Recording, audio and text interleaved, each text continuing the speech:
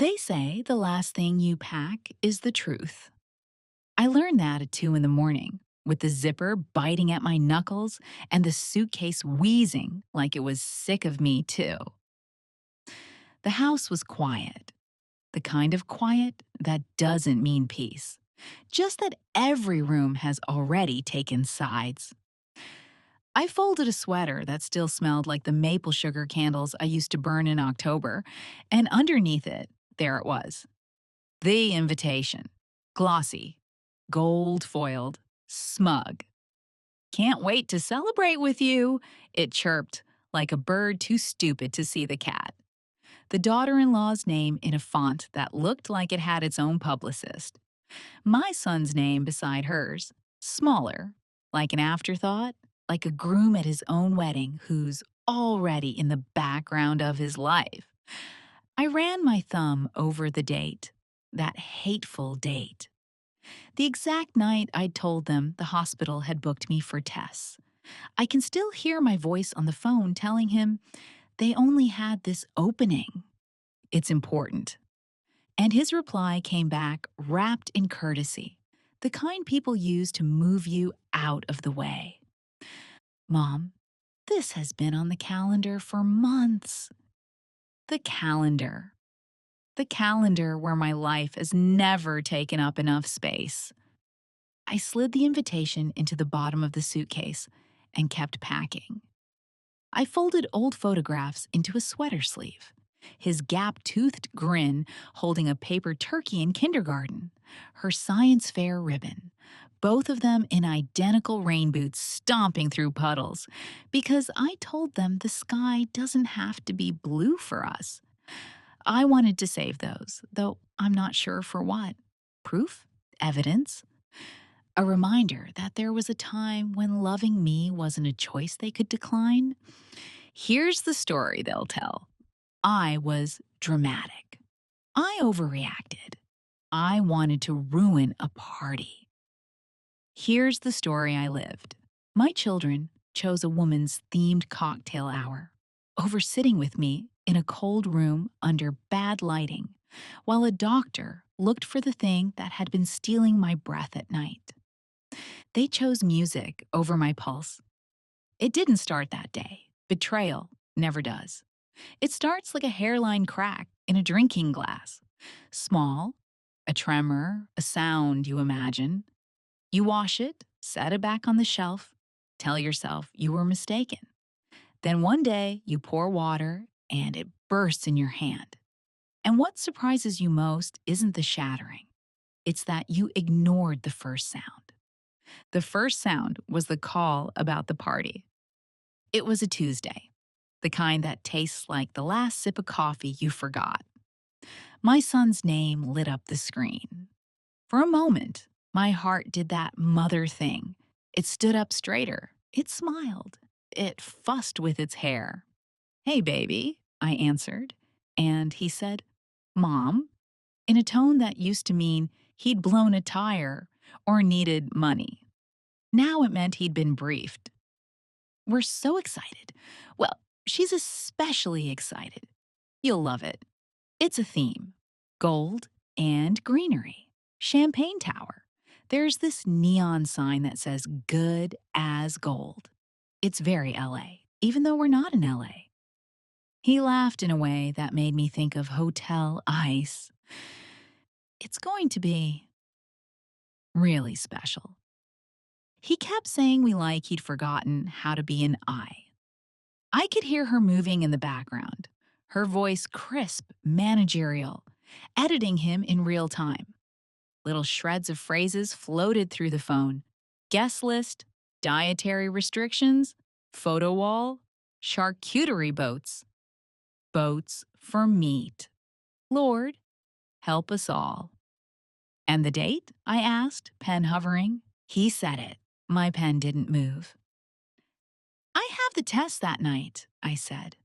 Calm, like saying I'll be a little late to dinner, like saying the weather looks iffy. Calm because if I let the fear out, it would bite both of us. They couldn't get me another slot this month. There was a silence I have never forgiven, the silence of calculations. I could hear him flipping through mental pages, placing my life on one side of a scale and a champagne tower on the other. Mom, he said finally, you've rescheduled before? Yes. When it was a blood test, when it was routine, when it didn't feel like a hand closing. Can you come after? He offered, brightening the way you brighten when you found a coupon code. It goes late. You could swing by for a bit, just to show your face. Show my face. I wanted to laugh until something broke. I'll see what I can do, I said, and he latched onto that like a buoy. You're the best, he said, and then, lower. It would mean a lot to her. Would it? I don't know. It would have looked good in pictures. After the call, the house felt wrong. Rooms I had painted with my own hands stared at me like I was a squatter. I put the phone down and picked up the mail and found the invitation. Thick as a brick. The envelope left glitter on my fingers, like the kind of joy that stains. I opened it, and the little paper cut bloomed on my thumb, and I thought, of course, even paper has a point to make. I didn't tell them how the nights had been lately. In and out of sleep, the bed a raft in a black sea. Waking with that sense that something had tiptoed through my chest and moved a piece of furniture I couldn't name. I didn't tell them how the doctor's eyes softened in that practiced way that means I'm choosing words you can live with. I didn't tell them how I stood in the kitchen one afternoon, holding a cup of tea, and forgot who I was making it for. I didn't tell them any of it because somewhere along the way, I learned that my pain was inconvenient, that if I wrapped it nicely and handed it over with apologies, it might be tolerated. But raw? Number. Raw had to be saved for the dark. I stared at that invitation until the letters went soft and swam. I tucked it under a magnet on the fridge. I went to my calendar and wrote the hospital's appointment in small, tidy handwriting, as if being neat could make it less real. And then I called my daughter. She answered on speaker, the way she does when she's driving, pretending it's because she's safe. Not because she likes an audience, even when it's just leather seats. Hey, Mom, she said, cheerful, breathless. I was just thinking about you. Oh? Yeah, I was thinking we should do our nails for the party, like a generational thing. You, me, her, sort of a bonding moment. If you're up for it. And her voice had that careful glaze, that up for it. That means don't make me feel bad. I'm at the hospital that evening, I said. Brief silence. Oh, she said. And then, is it serious? I wanted to tell her I didn't know because no one knew. And that is the part that keeps you on the floor. I wanted to tell her how the emptiness had weight. Instead, I said, important enough that I need someone to sit with me if I come out shaky. You have friends, she said, quickly, too quickly. And you know I would if I could. But it's her big night, and I'm helping with the photo booth. And wait, can I call you right back? She didn't. Not that day. I don't know when my children learn to deliver disappointment like a floral arrangement. So sorry for your loss. Thoughts and prayers, please. RSVP. In the days leading up, the house filled with small noises, my own mostly. The kettle's tired sigh, the dishwasher's clatter, the printer spitting the list of items I needed to bring like a fragile spell. Insurance card, ID, the name of someone to contact. Who would I write? I left it blank. I stood with the pen above the line and felt 13 again. The new girl at school on field trip day. The seat beside me empty. The daughter in law texted me in the group thread with both my kids. A photo of a glittering tower of copes. Can't wait to toast with the fam. It would mean the world if everyone could be there. I typed, deleted, typed, deleted. Then finally, I'll do my best. I've got an appointment that night. 3 bubbles appeared, disappeared, appeared. Oh no, hope it's nothing serious. Send pics if you stop by. Send pictures of what? My veins? I kept moving like people do when they're afraid to sit down, because sitting is how the sorrow sneaks up. I sorted linens. I wiped the fridge like it had insulted me. I put extra blankets by the couch as if the house was a person who needed comforting. Inside, a small part of me sat with her head against the wall and asked the ceiling why love always turns into RSVP counts and carpools and who can bring ice. The morning of the tests, the sky was the color of old pewter. I wore a sweater with pockets because pockets make you brave. I made tea and couldn't swallow it. The hospital smelled like lemon and ghosts. The woman at the desk had a voice that made you want to obey. Kindness wrapped in policy. My son texted me a photo just then. The neon sign installed on their rented greenery wall. Good as gold it read in hot pink script. The irony nearly knocked me over. I am a petty woman. I will admit that. I thought, gold tarnishes. People choose it anyway. Anyone here with you? The desk woman asked. My son's busy tonight, I said, and the way her eyes dipped and rose like a small boat made me want to apologize for the whole world. Let's get you checked in, she said, as if that could check in everything else. Every unreturned call, every nickname they outgrew for me, every story that begins with remember when mom and ends with we were kids. They called my name, and I followed the nurse down a corridor that smelled like something you cannot scrub away. The gown was cold. The room was colder. The lights above were the color of number. I lay there and counted my breaths like stolen coins. The machine hummed and watched me. I watched the clock that no longer had numbers, just a steady, indifferent tick. My phone buzzed on the chair in the corner. I stared at it like it was a stray dog, wanting to see if it would come closer on its own. It buzzed again. The nurse glanced up. If you need to get that. I don't, I said. I knew what it would be. A reminder about the charcuterie boats. A last-minute ask to pick up more ice. Something that would prove, decisively, that priorities are simply love wearing a wristwatch. Afterward, I sat with a paper cup of water and my own hands. The doctor wrapped his sentences carefully, like breakable gifts. Come back. We'll look again. Early. Could be nothing. Could be something we catch early because you came. Good job coming. Good job coming. As if showing up to your own life deserved a ribbon. I stepped outside, and the evening had grown teeth. The air bit at my cheeks. Cars pulled in and out of the circle like thoughts that wouldn't settle. I stood under the hospital awning with the little courtesy heaters that don't warm anything important. And I called my son. He answered, breathless, music thumping, a tide of chatter behind him. Mom, how's the party?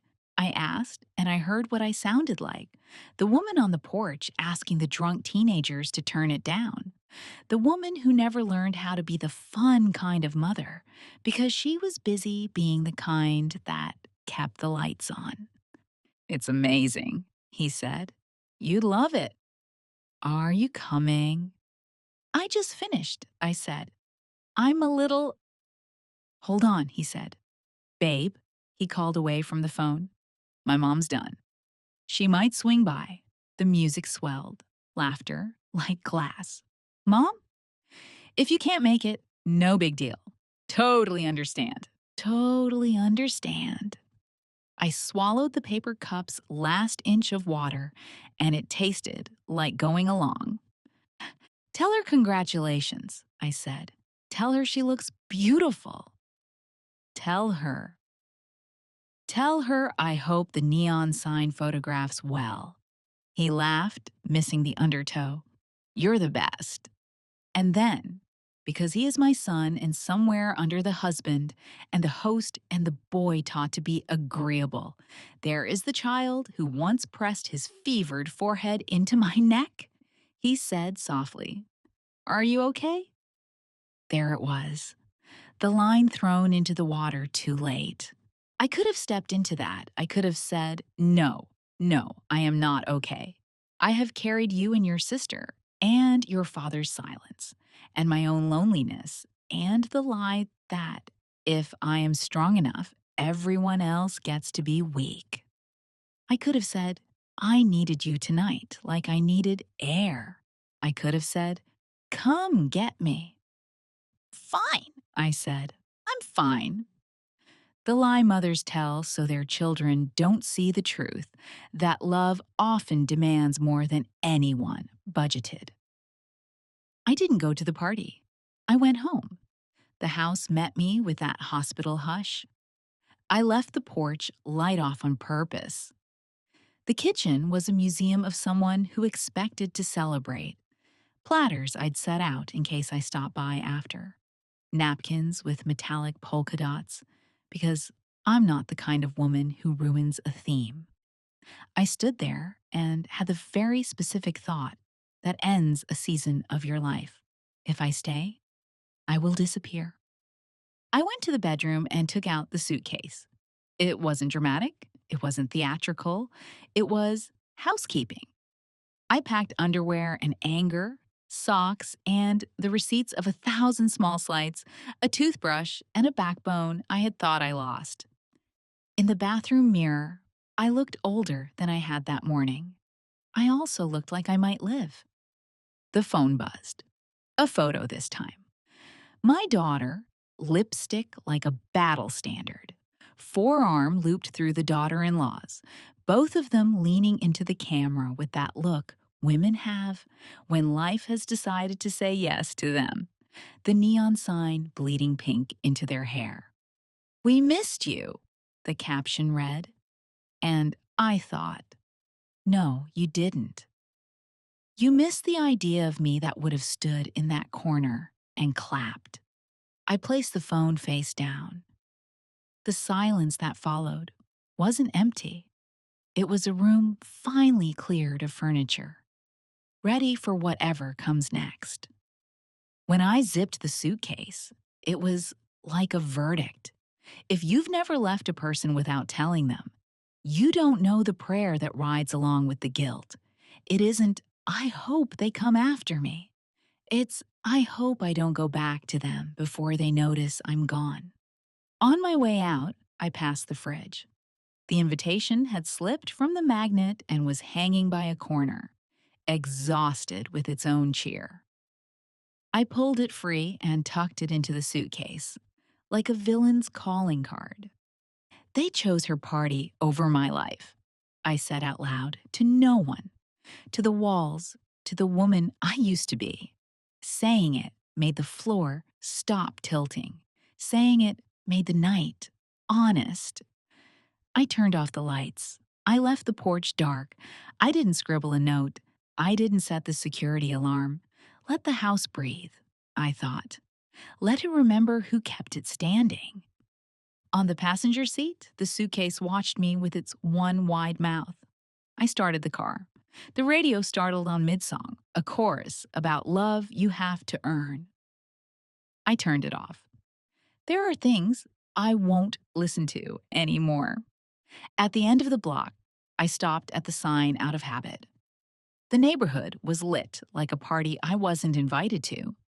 Pumpkins glowing, laughter skipping down the sidewalk, somebody's sprinklers clicking to life as if water could wash away a decision like this. I watched a couple walk past holding hands, and for a second, something inside me broke in a way that promised to rebuild.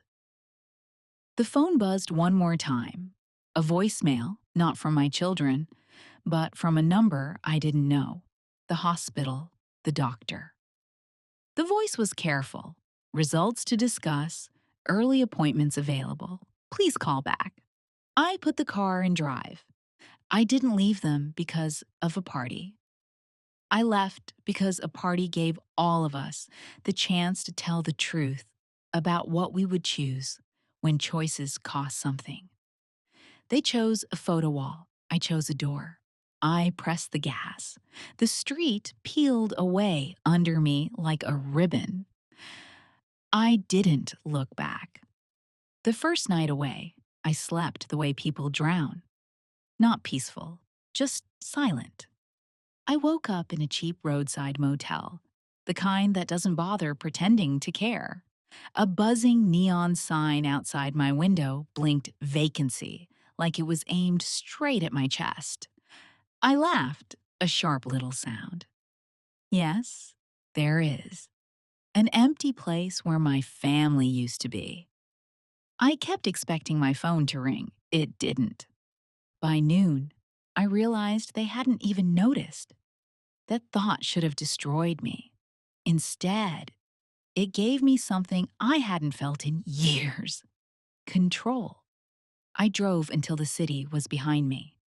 The freeway unrolled like an apology no one meant. I passed the exit to their neighborhood. I didn't take it. Instead, I drove north through towns that didn't know my name, past pumpkin stands and rust-colored fields. The car smelled of old air freshener and resolve.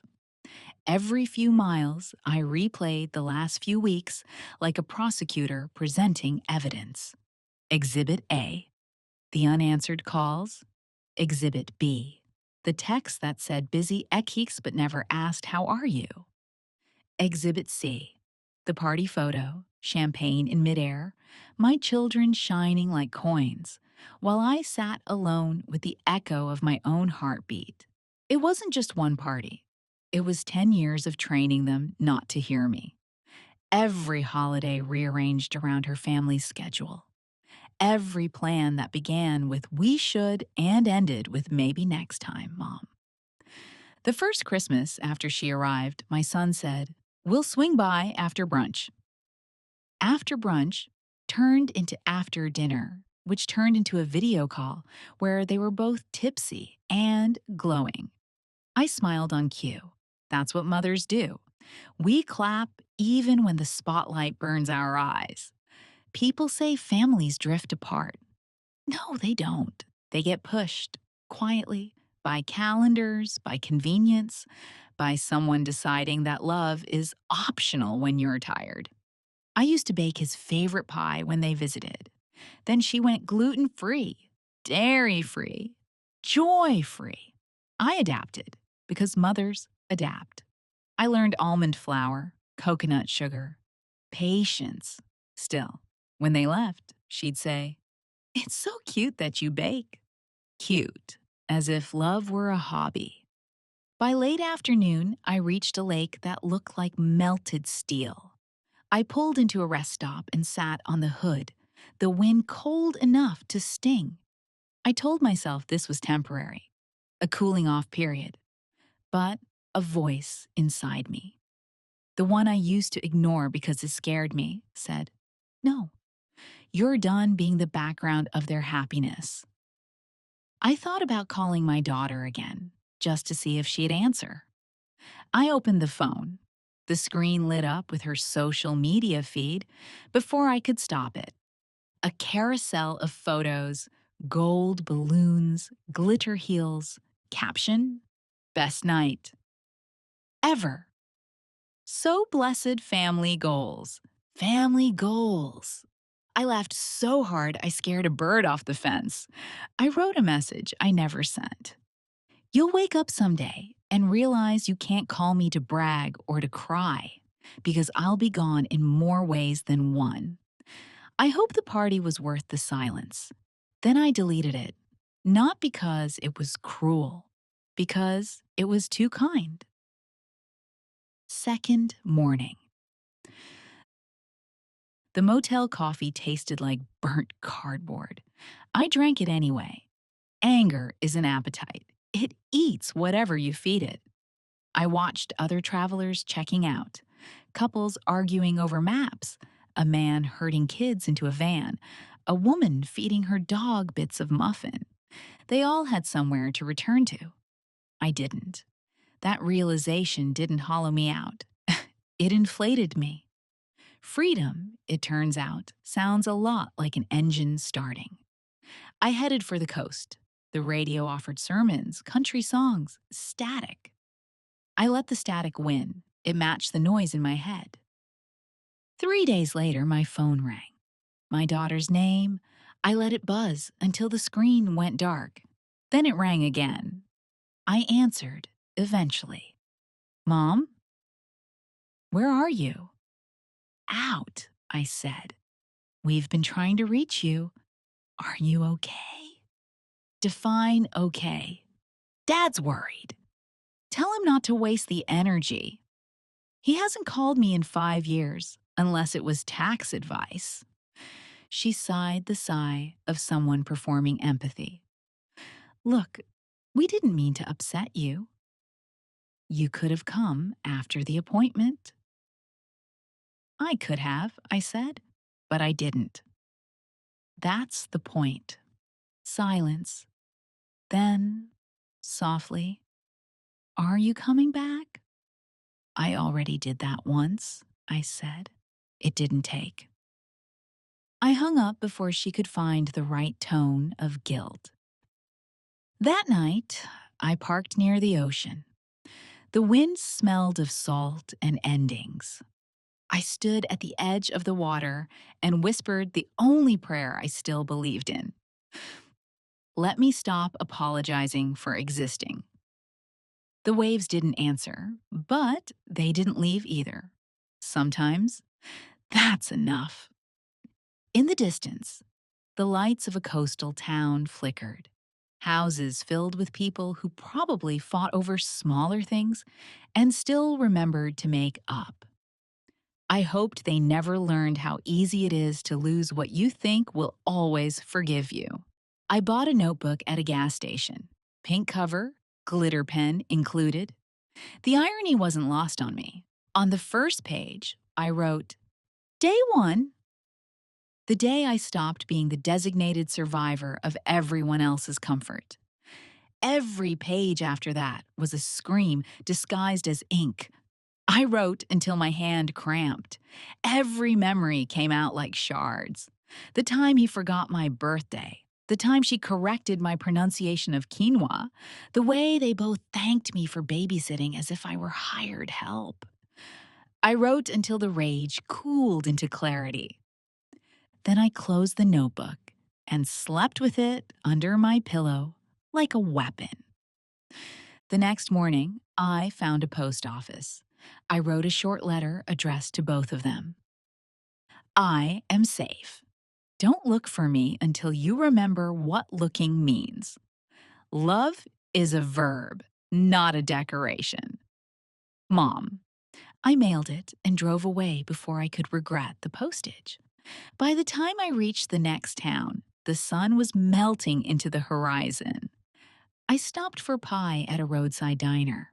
The waitress called me Han and didn't care about my story. It was bliss. Mom, starting tomorrow, these are your new duties in this house. Katie's voice kept ringing in my ears as I stared at the sheet she'd thrust into my hands. It wasn't a proposal. It wasn't a favor. It was a command.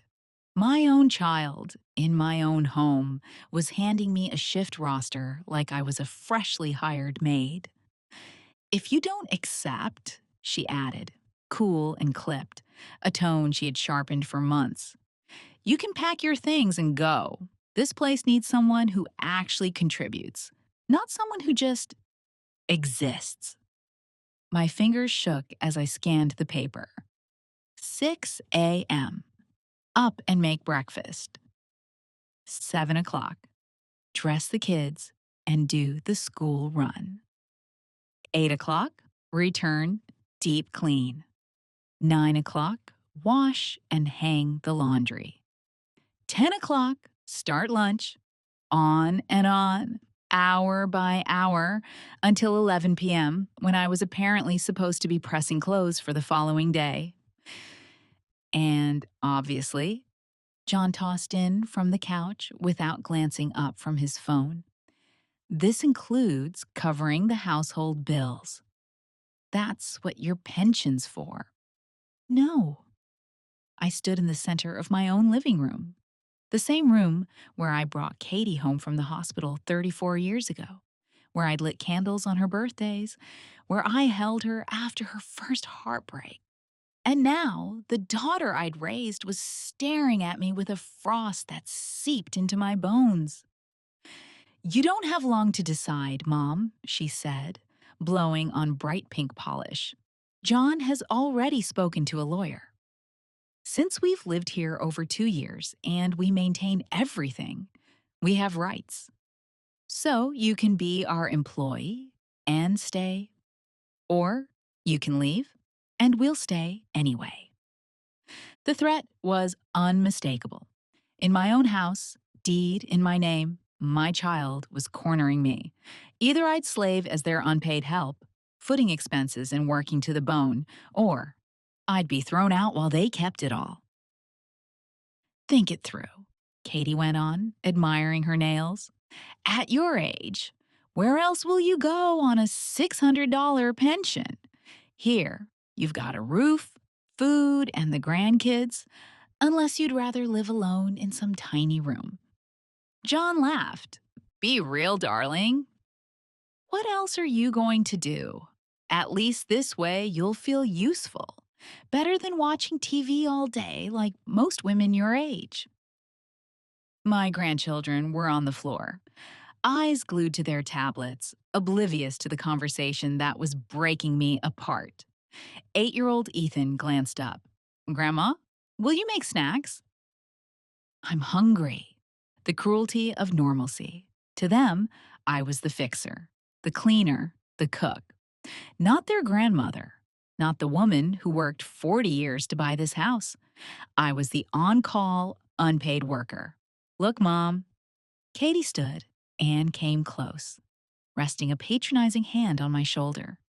"It's not that we don't love you. Of course we do. That's why we're giving you the chance to stay. But there have to be changes. This home needs order, and someone has to keep it running." "And why does that someone have to be me?" I managed to ask, the first sound I'd forced into this nightmare. "Because you don't work," John said, without looking up. "We work, we study, we have actual responsibilities. You just collect a pension and don't do anything productive." It felt like a slap. 40 years as a government secretary. 40 years waking at 5, riding 2 buses, scraping and saving for this house. 40 years raising Ranata alone after her father left when she was 3. "Nothing productive?" I whispered. "Decades paying the bills, buying food, caring for your kids while you go out, washing your clothes, cleaning up after you—" "That's not work, Mom," Katie cut in, with that condescending smile I've grown to hate. "That's just what anyone living in a house does. Now we'll organize it. Proper times, proper structure, so everything's smooth." I looked around. The furniture I'd bought with so much effort was ruined. The leather sofa I'd paid off over 2 years was stained and torn from the kids jumping on it while no one corrected them. The wooden coffee table I was so proud of was ringed by marks from mugs and hot plates. No coasters in sight. My family photos had been replaced by John's film posters. My books were boxed in the garage to make room for the electronics and gaming gear they bought with my money. Besides, Katie added, admiring the shine on her nails, this will be good for you. Give you purpose. Lately, you seem bored, depressed. Having clear tasks will help you feel better about yourself. The manipulation was so blatant it hurt. They were packaging my slavery as a gift, selling my servitude as therapy. And weekends, too, John said, finally meeting my eyes. Saturdays for deep cleaning, Sundays for prepping meals for the week. Not that we're being cruel. We just want the home to function. Like a real home, I repeated, feeling shock curdle into anger. This isn't a home. This is my house. I paid for it. I kept it up. I took you in when you had nowhere to go. Yes, but now we're a family, Katie countered, with that twisted logic that left me breathless. Everyone has a role. Ours is to work and bring in money. Yours is to run the house. It's fair. Valerie, my 6-year-old granddaughter, tugged my skirt. Grandma, can I have cookies? The ones on top of the fridge. I looked into her little face and saw the same expectation I'd once seen in her mother's. The assumption that Grandma always says yes, always fixes everything, always there. Only now that expectation had an official schedule, an unsigned contract, a hidden ultimatum. In a minute, my love, I told her softly, patting her hair. No, Katie snapped. Valerie, your grandma will follow a new schedule. If you want something, ask at the right time. It's 4 o'clock, snack prep time anyway. I walked to the kitchen on trembling legs, each step feeling like a descent into a pit I didn't know how to climb out of. The schedule crumpled in my grip. It felt like holding my own death warrant. The pantry was nearly bare. 3 broken cookies at the bottom of a bag, an expired tuna can, half a sack of rice. The fridge wasn't better. 2 yogurts that were hers, one of Gustavo's beers, leftovers from 3 nights ago that no one else wanted. Grandma, there are no cookies! Valerie shouted with the impatience she'd learned from her mother. I'm coming, I called, already calculating what I could cobble together from nearly nothing they'd left me to have in my own kitchen. I heard Katie's heels approach, sharp, authoritative, as if the paper in my hand had crowned her queen. Mom, since you're in the kitchen, she said, slapping another list onto the fridge. Remember to go early to the supermarket. I wrote everything we need, about $150 for the week. Oh, and stop by the pharmacy for the kids' vitamins and John's special shampoo. $150, a quarter of my monthly pension, for a week's groceries for a family that had decided my money belonged to them. Katie, my pension can't stretch that every week, I said, hearing how small my voice sounded in my own kitchen. Oh, Mom, always with the same drama, she sighed. John is saving to buy our own place. We can't waste income on basics. Besides, you eat here every day. It's normal for you to contribute. The logic was dizzying. He was saving for a house while living rent-free in mine, eating my food, using my time, and I, the owner, had to pay for the privilege of being their unpaid live-in help. And if I don't have enough? I asked, though I knew the answer. Then you prioritize. The kids need to eat well. You can't be selfish with money when there are little ones. Selfish. With my money. In my house. The word lodged like a blade. John stretched in the doorway as if waking from a nap. It was 4:30 on a Tuesday, and he was in pajamas, watching TV while I worked. Darling, can you make something nice for dinner? I had a rough day, he said, pulling a beer from the fridge like it was his birthright. A rough day? I couldn't help it. You didn't go out this morning. I work from home on Tuesdays, he replied, like I had no right to ask. Calls, meetings, stressful. I need to unwind after. I glanced at the clock. 4:30. If he'd worked from home, it had been about 3 hours. I'd seen him snoring at one. Also, he continued, gulping his beer, we've been discussing a few extra rules to make things run better. For instance, you need to respect our downtime. When we're watching TV in the living room, it's best if you don't interrupt with kitchen noise. But the schedule says I cook now, I said, waving the paper. Yes, but quietly. Or cook earlier, when we're not resting. It's about organization, madness. I had to cook at fixed times, but not when it bothered them, who seemed to be resting most of the day. Strict rules, conveniently elastic. Katie breezed in, wearing that smile that never reached her eyes, the one she used when she wanted something or was about to be cruel under the guise of concern.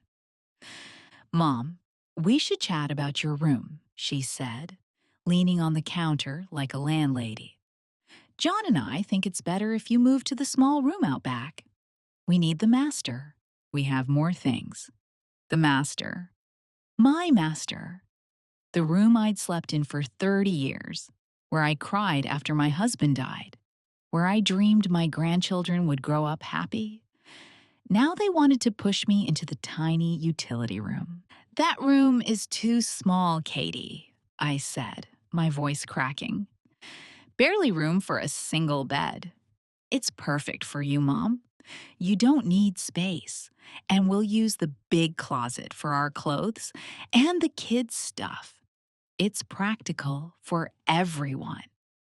Practical for everyone had become the spell that justified every humiliation, every scrape off my dignity, every step toward vanishing inside my own life.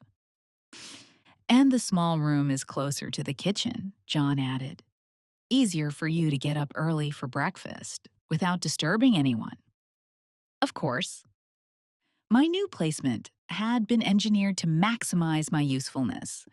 Near the kitchen to serve faster, far from the living areas, so I wouldn't bother the real residents. When do I have to move? I asked, knowing it wasn't a question. This weekend, Ronita chirped, as if planning a getaway. John will help with the heavy stuff.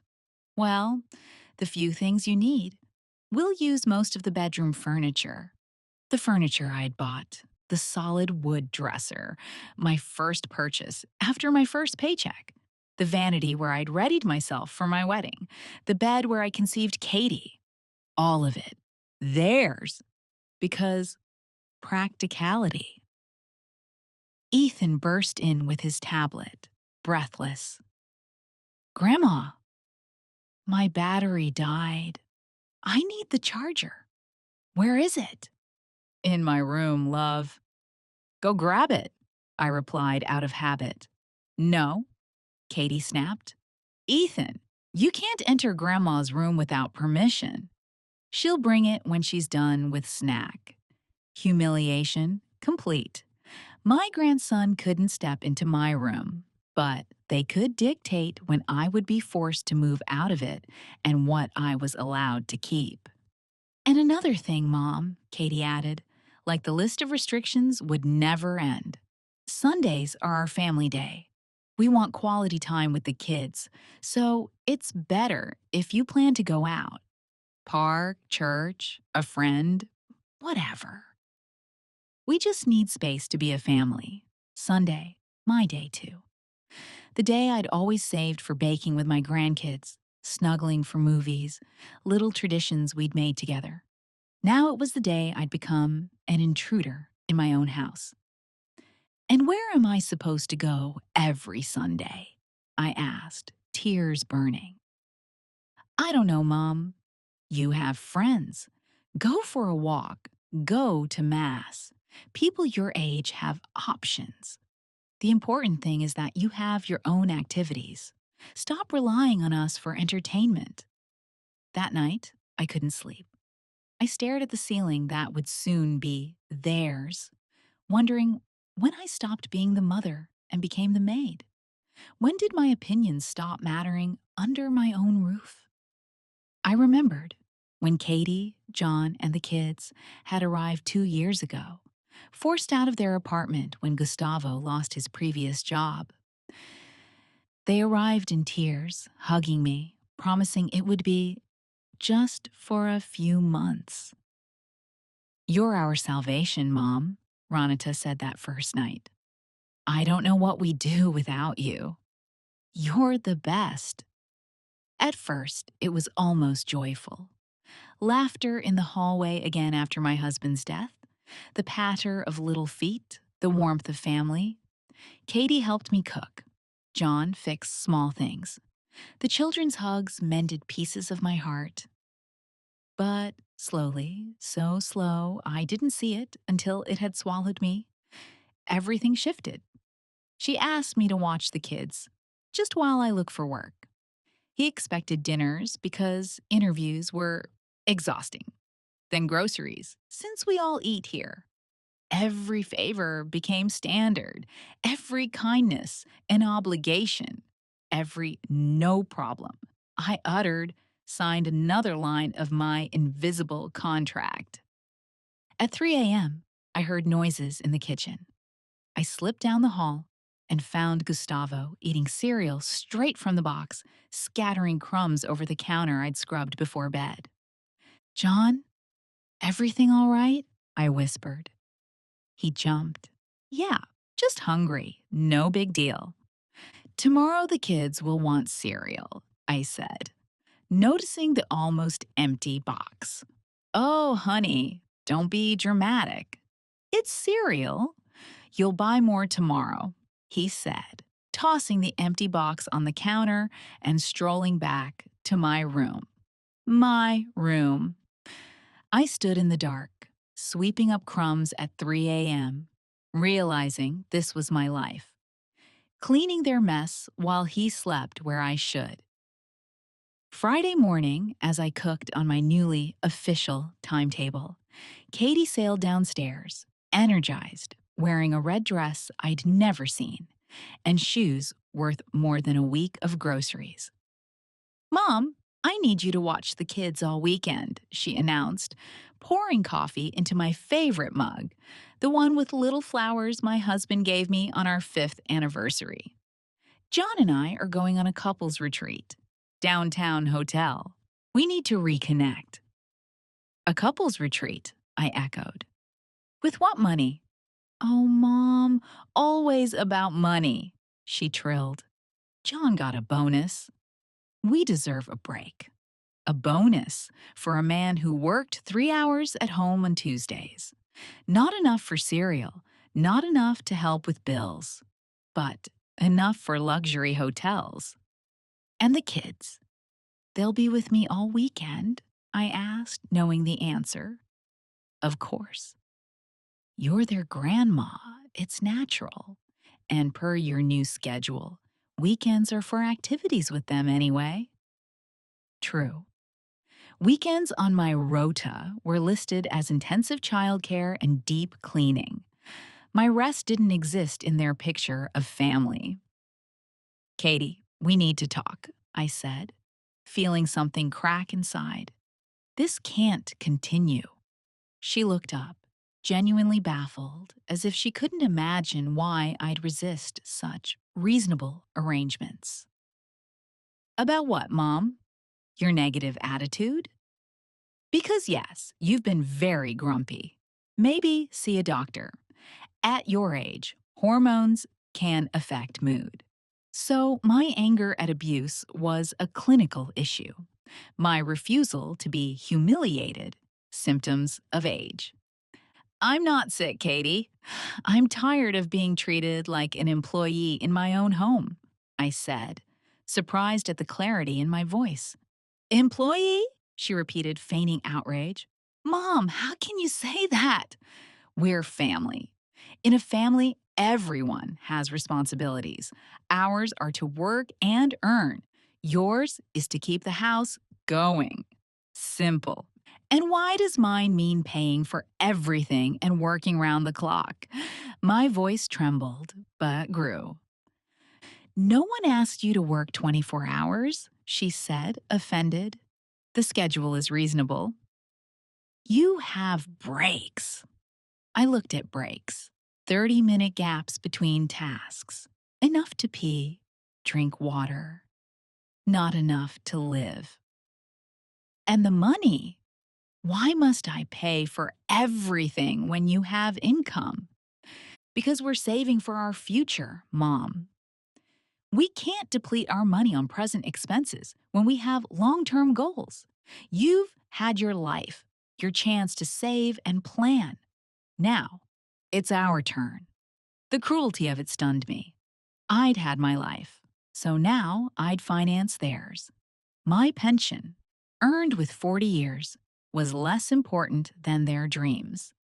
John entered, dressed to leave, smiling a smile I'd grown to despise. He kissed Katie's cheek, a gesture that erased me. All set for the weekend? He asked, ignoring me, though I stood 3 feet away. Yes, love. I explained everything to Mom. She'll handle the kids and the house, Katie said, as if I were a lamp she'd remembered to leave on. Perfect, darling. One more thing, he said, finally addressing me. My mother's coming Monday, staying a few days. She'll need the guest room. Please have it spotless. She likes breakfast very early. 6 a.m.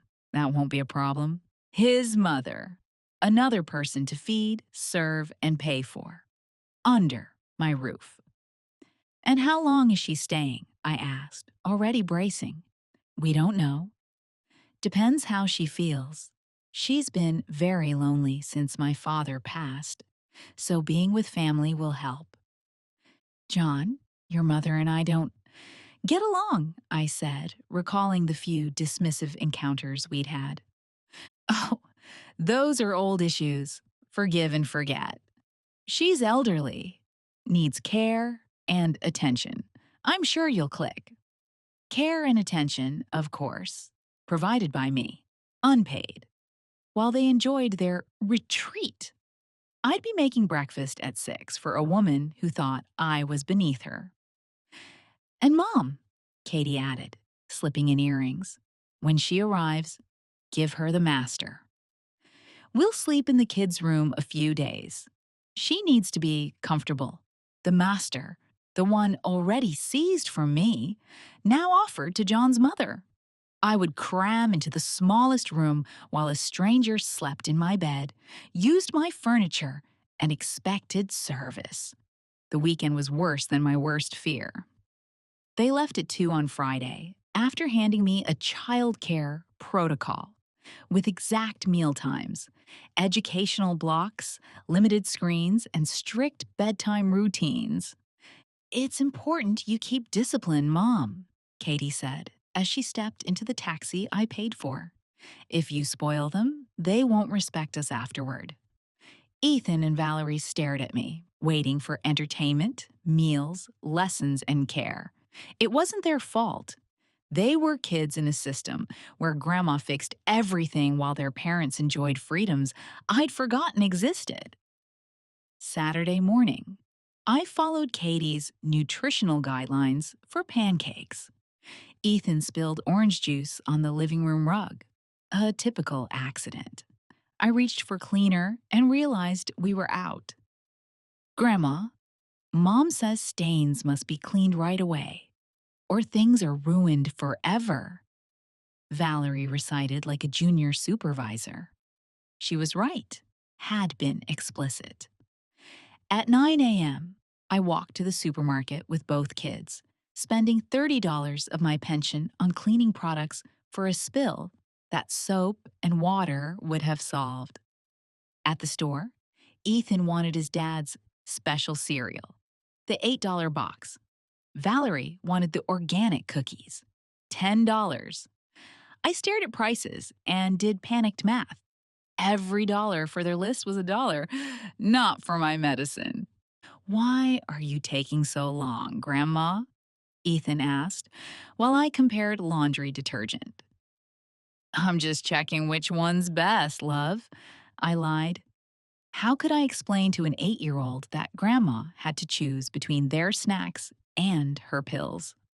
When we got home, a message from Katie. Mom, hope you bought fresh vegetables for the week. We want the house perfect and the kitchen stocked when we're back from our getaway. Fresh vegetables, another $50 I hadn't planned, another 2 hours, walking, because the taxi money was now grocery money. Another afternoon of my weekend devoted to stocking a kitchen for people luxuriating downtown on savings made possible by my free labor. Sunday afternoon, while I scrubbed the house from top to bottom for their triumphant return, the phone rang. Lucy, my neighbor of 15 years, the only person who'd seen enough to suspect what I refused to name. Sweetheart, are you okay? You've seemed off, she said in that warm voice I'd almost forgotten existed. I'm fine, I lied, folding John's clothes I'd washed and ironed. You're not. I see you rushing out early, coming back with bags every day. What's happening? Her gentle insistence cracked something in me. Lucy, can you come? I need to talk to someone. I'm on my way. We sat in my immaculate kitchen, the kids transfixed by cartoons. For the first time in months, I told the truth. I showed her the schedule, explained the money, told her about the threats to expel me from my own house if I didn't become their unpaid worker, about the tiny room, the family-only Sundays, the mother-in-law who'd arrived to be served in my bed. Lucy listened, and her face moved from surprise to horror to blazing indignation. This is abuse, she said, like a bell. This is not normal. This is not what people who love you do. They say it's fair, I muttered, repeating their poison. That families have roles. In healthy families, roles are discussed and agreed upon. No one slaps an unpaid work schedule on anyone. No one threatens to evict the homeowner. That's not love. It's exploitation. The word hung in the air. Exploitation. Not a misunderstanding. Not generation gap. Not me struggling to adapt. Exploitation. What can I do? I asked, and at last the tears came. You are 66, not 96, Lucy said, taking my hands. It's your house. You have a pension. Your mind is sharp. You don't need them. They need you. The obvious felt revolutionary. I'd been acting like a guest in my own home, grateful for shelter I owned. They weren't doing me a favor. I was doing them one. Do you think this will get better? She pressed. They'll only push more. Every line you let them cross becomes their new baseline. Set boundaries, charge for your time, demand respect, remind them whose name is on the deed. A car pulled up. Katie and John were back, relaxed, tanned, ready to slip right back into their roles as bosses of their household servant. If you need anything, Lucy said at the door, call me, day or night, and think about this. How long would a paid housekeeper last if she worked your hours and paid for the privilege. Her question echoed as they breezed in, critiquing whatever wasn't to their standard. No milk in the fridge, not enough new towels for his mother. That night, lying in the bed that was no longer mine, a thought I hadn't let myself think finally took shape. What if I said no? Monday dawned like a storm. The doorbell shrieked at 5:30 a.m. Marissa, his mother, stood there with two massive suitcases and the face of a queen.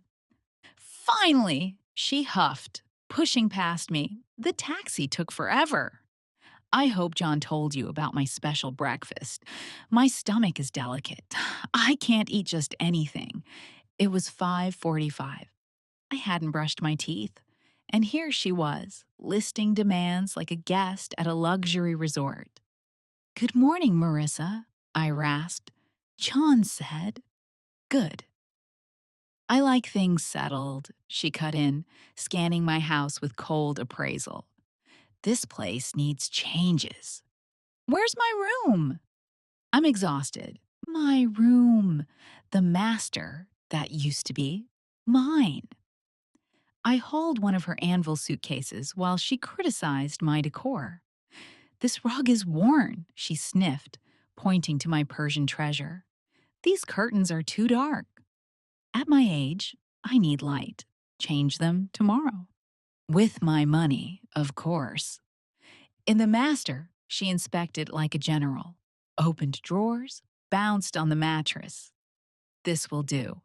But wash all the sheets with hypoallergenic detergent. I can't sleep on anything less than spotless.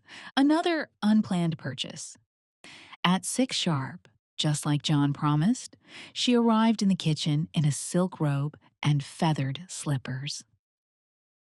I need 2 scrambled eggs, very dry, no oil, whole wheat toast, lightly toasted, weak coffee, almost tea, fresh fruit, perfectly ripe, not hard, not mushy. A menu spoken like a decree. I had none of it. I'd spent my last dollars on the kids and cleaning supplies. No eggs, no whole wheat bread, no fruit. Marissa, I don't have exactly that, but what do you mean you don't have it? She boomed. John didn't tell you? Unacceptable. A house without basics. John walked in, already dressed, wearing his annoyed expression. What's the noise? He asked, though his mother was the one shouting. Your housekeeper has no food, Marissa said, pointing at me like I was a broken appliance. How can I have breakfast? Housekeeper. She hadn't even tried to pretend otherwise. Honey, didn't you go to the store this weekend? John asked, in the tone of a manager scolding staff. Yes, but I used what I had on what Katie requested for the kids. Oh, please, he cut me off. Always excuses. My mother needs a proper breakfast. Go now and buy what's needed. Next time, plan better. Go at 7 a.m. Spend money I didn't have. For a woman who'd arrived uninvited and treated me like dirt, while he headed to his 3-hour workday and Katie slept. With what money? I asked, feeling something harden. With your pension, obviously, he said, as if I were slow. That's what it's for, keeping the house running. My pension is already committed, I said, a surprising steal in my voice. I don't have funds for unplanned expenses. Silence. John stared like I'd blasphemed. Marissa looked personally betrayed. So, you're telling me you can't buy food for my mother? He barked. I'm telling you, I don't have the money, I replied, steady.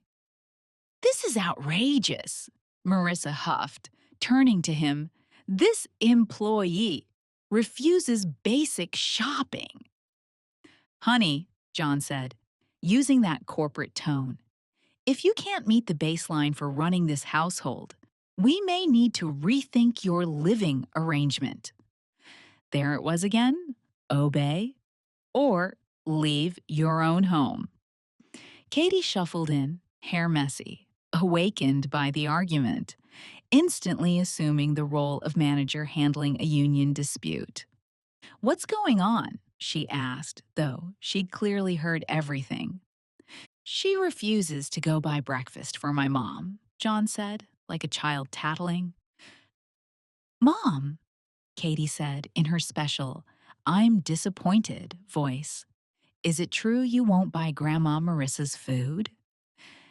They framed my lack of funds as cruel denial to a needy elder. Boundaries became sin. "It's not that I don't want to," I said, forced to defend what shouldn't need defense. "I've spent my money for the month." "Oh, Mom, how much can breakfast be? $10? $15?" She sighed. "Don't say you don't have a dollar to feed your family." $15 today, 30 tomorrow, 45 the next day.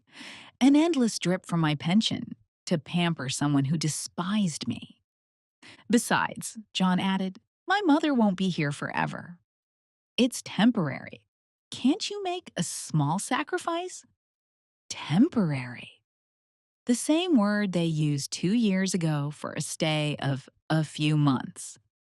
The same lie used to justify every invasion, every demand. "How long is she staying?" I asked. "We don't know," he said vaguely. "Depends on how she feels, what activity she finds, how she adjusts to the house routine." The house routine.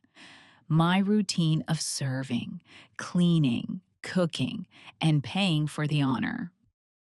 As he lectured me in my own kitchen, humiliation curdled into certainty. It wasn't a lightning bolt.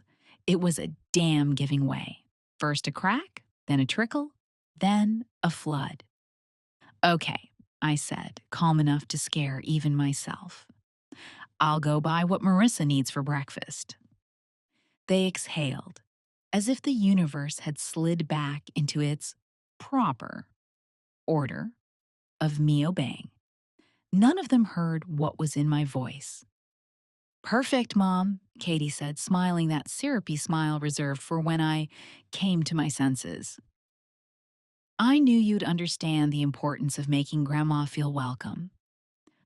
I put on my coat and left, but I didn't walk straight to the food aisle. I went to the pharmacy in the shopping center, where there was an ATM, not for eggs, for freedom. I withdrew $200 from my savings, an emergency fund. I finally recognized the emergency, my dignity. Then I went to a small law office I'd seen in the paper. It was early. The receptionist said, "Attorney David Miller took urgent consults starting at 9. "Is it urgent?" she asked with a kind smile. "Yes," I said, "it is." David Miller, a man in his 50s with kind eyes and a neat beard, listened while I poured everything out: the schedule, the threats, the money, the uninvited mother in law. I spoke for 20 minutes without stopping, the dam finally broken. He took notes, his face shifting from concern to anger. "Mrs. Everett," he said, sitting back, voice steady, "what you're describing is economic and emotional abuse.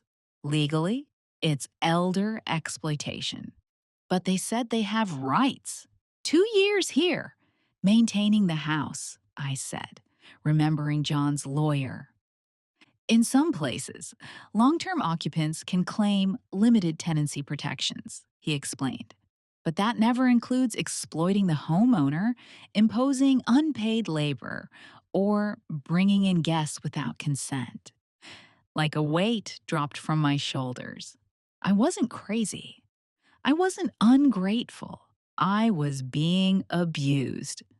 "What can I do?" I asked, this time with hope. "Several options," he said. "First, You can terminate any informal housing agreement in writing. Second, you set clear limits on property use and your finances. Third, you demand unauthorized guests vacate immediately. If they refuse, we move to eviction and elder abuse filings. But in my experience, when families realize the elder has counsel and knows her rights, they often, quickly, change course. He offered to draft letters that day, establishing new terms for anyone staying: pay market rate rent, split expenses, and respect my authority and privacy. How much? I asked, braced. For elder cases, we have special rates: $100 for today, $200 for the legal notices. If we need court, we'll set a plan. $300. What I'd been bleeding out every 2 weeks to sustain their lifestyle. Suddenly, it felt like the best money I'd ever spend. Draft them, I said, sliding the cash across with hands that were no longer trembling. Excellent, he said. Want me to deliver them? Or would you like to do it yourself? Myself, I said. It's time I had a real conversation with my family. I left the office a different woman. I wasn't healed, but I had a plan. I had rights and someone to enforce them. Before heading home, I stopped at the bank to change every PIN and restrict access to my accounts. Any issues with unauthorized use? The manager asked gently. Let's just say I want to make sure only I handle my money now, I said.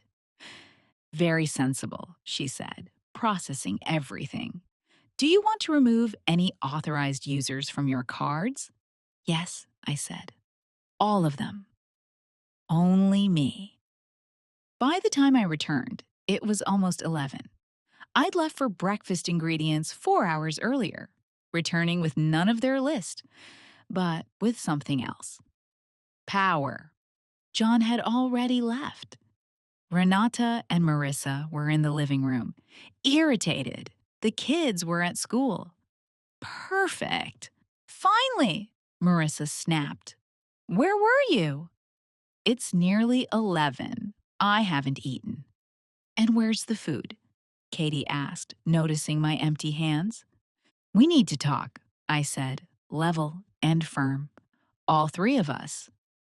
Now. Something in my tone made them sit. I was at an attorney's office, I said, watching annoyance shift to alarm. And I learned some very interesting things about my rights as the owner of this house. The room went silent. Katie looked like a child caught red-handed. Marissa looked confused. Why would the housekeeper be seeing a lawyer? Mom, what are you doing? Katie asked, trying to sound caring. But I heard the panic.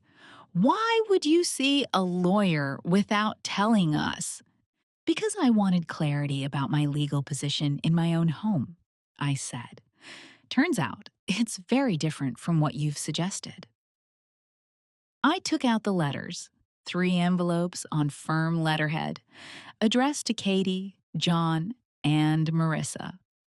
The paper in my hands felt like the return of my life. These are legal notices, I said, putting them on the table. You can read now, or I'll serve them formally later. The contents won't change. Katie grabbed hers and skimmed, too fast to fully grasp, fast enough to panic. Marissa took hers with shaky hands, her superiority melting into shock. This is ridiculous, Katie snapped, hardly through the first page. You can't kick us out. We're your family. I'm not kicking you out, I said, calm. I'm offering you the option to stay under fair, legal terms. Her letter spelled it out. If she wished to remain, she would pay $800 monthly rent, contribute half of all household costs, and respect my authority and privacy. especially my room. $800, she cried, waving it like a bad joke. Mom, you know we don't have that. Then it's time to find a real job, I said, using the same tone she used on me. Or find somewhere you can afford. Marissa had finished hers and stared, as if I'd lost my mind. Her notice was simple: 48 hours to vacate. She was not authorized to be here. You can't do this, she sputtered. I'm an old woman. You can't put me on the street. I'm not, I said, firm. I'm asking you to return to your home or find lodging where you're a welcome guest, not an imposed burden. John will never allow this, she blurted, rising. He'll defend his mother. John can defend his mother in your house, I replied, nodding at the door. This is mine, and my rules apply here. Katie kept rereading, as if the ink might rearrange itself. Finally, she looked up, eyes shiny, the same practiced tears from childhood. Mom, how could you do this to us? She whimpered. We love you. We just wanted a united family, and you repay us with lawyers? A united family doesn't give one member a work schedule, I said, unblinking. A united family doesn't threaten to evict the homeowner if she refuses to be unpaid help. We never threatened to kick you out, she lied. I kept the list, I said, pulling out the crumpled schedule. It ends with, if you don't agree, we'll assume you prefer to live elsewhere. What would you call that? Words failed her. She pivoted. Okay, maybe we were too strict with the schedule. We can change it. We don't need lawyers to fix family problems. The problem isn't the paper, I said, gaining strength. It's that you turned me into unpaid staff. You spend my pension as if it's yours. You bring people into my home without asking and expect me to serve them. Marissa, agitated, exploded. This is madness. John told me he lives with a loving family, not a crazy woman who thinks her house is a hotel. Exactly, I said, meeting her eyes. This is not a hotel. It's my home. Guests are invited, not imposed. But I'm John's mother, she cried, as if that granted deed rights. And I own this house, I replied, a steal I didn't know I had. Your relation to Gustavo gives you no rights here. Katie began calculating rent versus reality. When she spoke, her voice was edged with panic. Mom, be realistic. We can't pay $800 plus expenses. You know that. And you can't live alone at your age. We need each other. I lived alone for 10 years after your father died, I said. I did fine. But now you're older, she said, playing the last card. If you get sick, if you need help, I'll hire help, I said, new but true. Plenty of services exist that treat elders with respect and get paid for their work. You'd pay strangers instead of letting your family help? She asked, offended. I'll pay professionals instead of being exploited by people who take advantage of my love, I corrected. There's a difference. The phone rang. John. He probably wanted to know if his mother's breakfast was up to standard. Katie whispered frantically. Marissa's face softened, a flicker of respect. The first time she'd looked at me like a person. Honey, she said more gently, maybe we can work something out. I don't have to take the master. I can sleep on the sofa. Marissa, I said, kind but firm, this isn't about where you sleep. It's about you showing up uninvited and expecting indefinite service. John arrived 20 minutes later, wearing a face I hadn't seen before. Not arrogance, danger. The look of a man realizing his parasitic nest was about to collapse. "Honey, we need to talk," he said, voice controlled, fake. "These ridiculous letters from some quack." "Attorney Miller is not a quack," I said. "He specializes in property rights and elder protection, and these letters are valid." "This is betrayal," he shouted, mask off. "After everything we've done for you, keeping you company so you wouldn't be alone, turning this empty place into a lively home." Their inversion of reality almost made me laugh. They'd done me a favor by living rent-free, eating my food, using my time, spending my money. "John, you're 42, I said evenly. "If you want a lively house, buy one. Fill it with life, not at my expense." "We've been saving to buy our house," he yelled, as if that erased 2 years of taking. "But it's impossible to save with so many expenses. You don't understand how costly kids are." "You're right," I said, surprising him. "I don't understand raising kids as expensive when I raised Katie on my income alone. I didn't find an older person to subsidize me." Marissa tried the losing your mind tactic. "John's a good son and father. He doesn't deserve this from a woman your age who's clearly not thinking straight."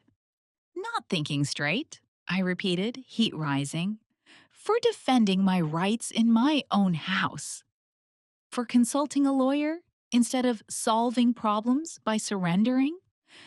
"Civilized adults don't sick lawyers on family," she sniffed. "Civilized adults don't impose unpaid labor," I said. "Civilized adults don't threaten the homeowner." John paced, then played what he thought was his trump. "Fine. If you want lawyers, we've consulted too. Tenancy rights after 2 years. Stable home for children. Maintaining a property that was deteriorating. Exactly the bluff David warned me about. The difference now, I had facts." "Show your consultations to a real lawyer," I said, calm unsettling him. "Mine assures me no court grants tenant rights to people who don't pay rent and who exploit the owner financially." His face changed. His consultations had been Google and buddies. "Also," I said, placing my own card on the table, "elder exploitation is a federal crime. If you want more lawyers in this, proceed. But the consequences won't fall on me." Silence swallowed the house. The kids had come home and stood frozen at the hall. "You're threatening to sue us?" Katie asked, suddenly young again. "I'm explaining the legal consequences of your behavior," I said. "Exactly as my lawyer explained to me." "Why is everyone yelling?" Ethan asked, backpack still on. "Why is Grandma crying?" Marissa was crying now, not from sorrow, but from rage and humiliation. "It's okay, love," I said, hugging him. "The adults are talking about how we're going to live here." "Are we leaving?" Valerie asked, eyes wide. My heart cracked, but this was the truth they deserved. "That depends on your parents," I said. "If they agree to the house rules and contribute fairly, they can stay. If not, they'll find another place." "What rules?" Ethan asked. "Rules like all adults here work and share costs," I said. "No one forces someone else to work without rest, and everyone here treats each other with respect." John tried one last time. "Honey, don't confuse the kids with adult drama." "They're already confused," I said. "They watched their grandma treated like a maid. They heard talk of throwing grandma out of her house. Now they'll hear another way to be a family. Katie hugged the kids, carefully staged. Go do homework, she murmured. Adults need to finish talking. When they left, tension thickened, like we were waiting on a chess move in a game with new rules. Okay, John said, switching to bargaining.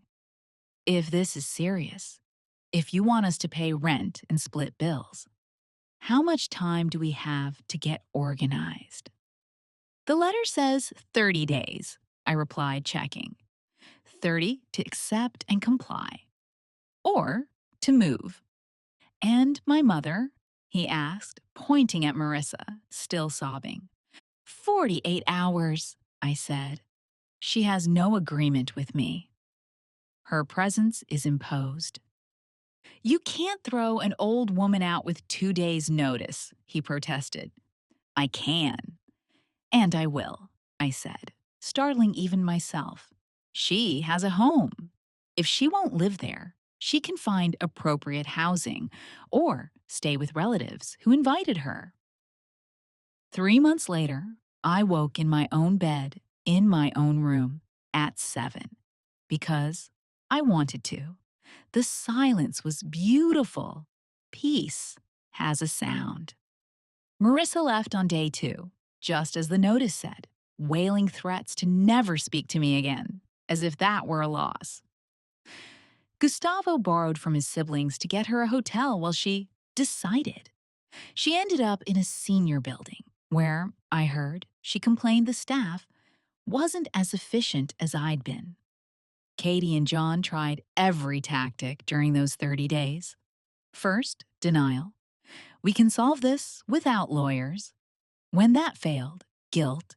You'll miss your grandkids grow up. Then anger. John shouted for 2 hours, calling me selfish, a bad mother, worse grandmother. Katie cried, hugged me, even brought the kids to beg. But for the first time in years, I held firm. David had prepared me for every script, and I had calm, legal answers to every outburst. The children will suffer because of you, Katie said once. The children will learn that real family runs on respect, not exploitation, I replied, in David's words. The final week, they tried sweetness. Suddenly, I was Mrs. Everett. Please, and thank you, as if good manners existed only when useful. Mom, we always loved you, Katie said the morning they left. Families have misunderstandings. 2 years of calculated exploitation, rebranded as a misunderstanding. They moved to a 2-bedroom on the other side of town, $800 plus utilities. It turns out, when paying a stranger, they have the money. They just didn't have it for me. At first, the house felt cavernous after 2 years of constant noise and tension. But emptiness shifted to something else. Freedom. I ate when I wanted. I watched what I liked. I cooked for my cravings. I used my pension on my needs. And small joys I'd forgotten. The first time I bought fresh flowers, I cried in the supermarket aisle. $15 that used to go to someone else's cereal or shampoo. Now it was $15 for something that made me smile, simply because I could. Lucy was my anchor throughout. We have lunch twice a week now. We go to the farmer's market. We take watercolor classes. Don't you miss the children's noise? She asked while we painted. I miss my grandchildren, I said honestly. I don't miss being their unpaid babysitter. Ethan and Valerie come every other Saturday, an arrangement reached after tense negotiations. At first, Katie tried weaponizing visits. David had me keep everything in writing, through him, until she realized she couldn't use her children as leverage. Now the kids come from 10 to 6, and I take them to do fun, affordable things. things I can enjoy because I'm not subsidizing for adults. And the difference in our relationship is astonishing. When I'm not responsible for their every meal, chore, and rule, I can just be grandma, listen to school stories, laugh, spoil them a little. Grandma, why don't you live with us? Valerie asked once.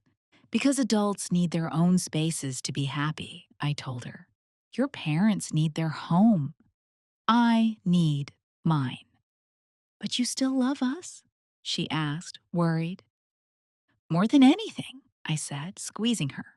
And because I love you, I want you to learn that people who love one another treat each other with respect. They don't take advantage. Ethan, older and observant, understood faster than I expected. Mom and Dad made you work a lot, didn't they, Grandma? Yes, my love, I said. Now we're all learning better ways to be a family. Last week, David called. Katie and John officially dropped any claims to my property. Real lawyers told them exactly what I already knew. No rights here, and any attempt would invite elder exploitation charges. How does freedom feel, Mrs. Everett? David asked, warm as always. Like waking from a long nightmare, I said. Like remembering I'm a person, not a thing. This morning, I made the breakfast I wanted, at the time I wanted, then dressed for my new favorite class, salsa for seniors at the community center. At 66, I'm learning to dance. I've made new friends. I'm rediscovering myself. Before I left, I looked in the mirror. The woman looking back wasn't the perpetually tired, anxious figure of the last 2 years. Her eyes were bright, her shoulders square, and she had something I didn't realize I'd lost. Dignity. I locked my door and walked to the bus with steady steps. My house, my life, my choice. And for the first time in ages, those words didn't scare me. They filled me with pride because the most important lesson finally took root. It's never too late to reclaim your self respect. And once you do, no one, no matter how much you love them, gets to take it from you again. Real love never asks you to give up your dignity. And real family never demands that you become less so they can be more. If this story moved you, a super thanks helps me write more. Thank you in advance. What about you? What would you do in her place? Tell me in the comments. I'd love to hear your take. And where did you catch this story? For more true life tales, like the video and subscribe. There are many more ahead. Big hugs and see you next time.